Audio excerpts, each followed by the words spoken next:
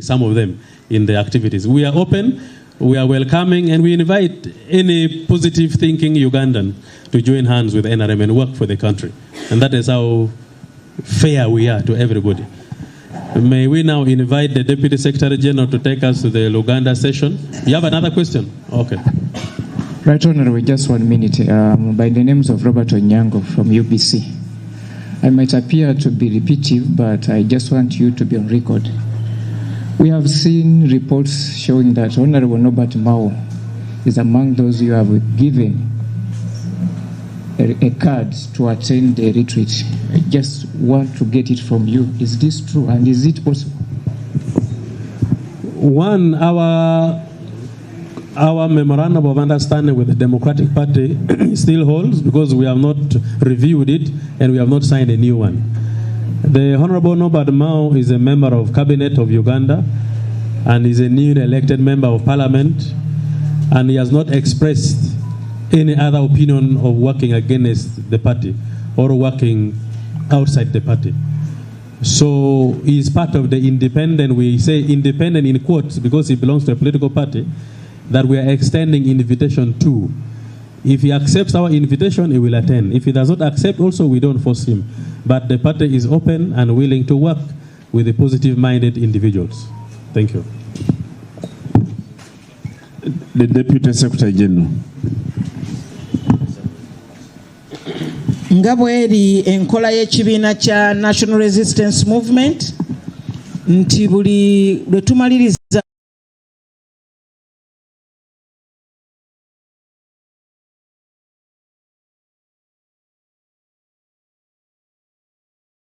okulonda nga n'okulayira tekunnabaawo, tubeera n'olusirika. National Chairman yasalawo nti tubeera n'olusirika n'ababaka aba Parliament ababa balondeddwa kati nga bwe tugenda mu Parliament ey'e12 ey'omulundi ogw'e12. N'olwekyo Secretary General akulembeddemu enteekateeka okulaba nti ng'ennaku z'omwezi 7 okutuuka nga 15 omwezi guno gwe tulimu, ffenna tugenda kubeera mu lusirika ekyankwanzi nga tukulembeddwa National Chairman era ne ba SEC members bonna bajja kubaayo, ba Cabinet Ministers bajja kubaayo, ba member ba Parliament aba NRM bajja kubaayo, ba member ba Parliament aba Independents abajja kubwa Namunigina, naye nga bamaze okussa emikono ku ndagaano entegeeragana ey'okukolera awamu n'ekibiina ky'NRM, nabo bajja kubeerayo, ne abalala ne bw'abanga omuntu w'opposition member wa Parliament nga opposition nga yandyagadde okubeerayo, ffe tetukirinaako buzibu bwonna, era tukyasuubira nti twandyagadde okulaba nti tubeerayo n'omubaka nga opposition ng'agenda kwogera ku biki bye bateekeddwa okukola okulaba nti tutambuza eggwanga bulungi.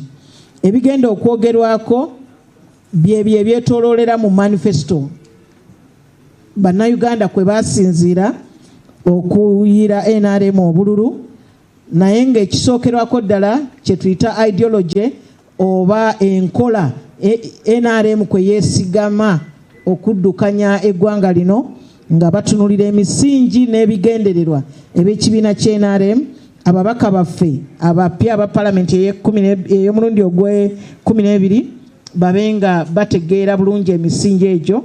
Ekyokubiri, egenda kuggulwawo olusirika luno lugenda kuggulwawo National Chairman nga ayogera kye tuyita keynote address, ng'agenda kwogera eri ababaka ne bamemba bonna ku ki kye kitegeeza okugamba nti tunyweza ebyo ebituukiddwako, ate tugenda tutya mu higher middle income oba Uganda okubalibwa mu ezo ensi eziri obulungi ezituse waddewaddeko.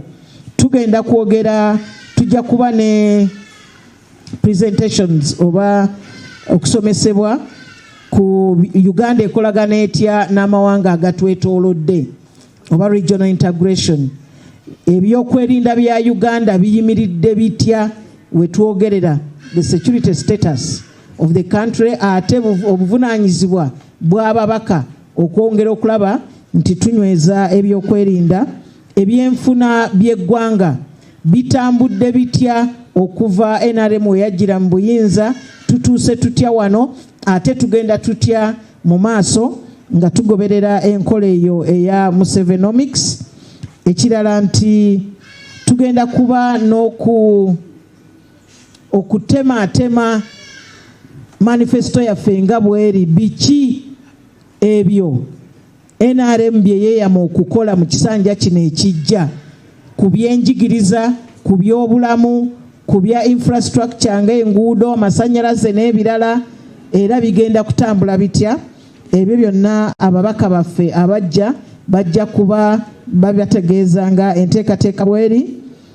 Ebya IT, ebyobulimi tugenda kubitambuza tutya, era ku nkomerero National Chairman ajja kuba nga aggalawo olusirika luno, bamemba ba Parliament baffe bagende okutuuka okugenda okulayira n'okuyingira Parliament nga balina ekifaananyi kya tugenda kutambula tutya mu kisanja kino ekya 2026 okutuusa 2031, era lubimbi ki lwe balina. Ekirala naffe tujja kubayo n'abantu bonna abajja okubategeeza ku Parliament etambula etya, emisingi gya Parliament gye ki. Ebyo byonna omubaka agenda okuva eyo nga alina ekifaananyi ekya kikyagenda okukola, agenda kikola atya, agenda kikola naani, era tutuuka tutya okulaba nitutuukiriza ebyo NRM byeyama okukola mu manifesto. With that version, I don't know whether the Secretary General has any last issue, or if not, then we conclude the meeting. Unless they have questions in Luganda. If there are no questions, we can close the press.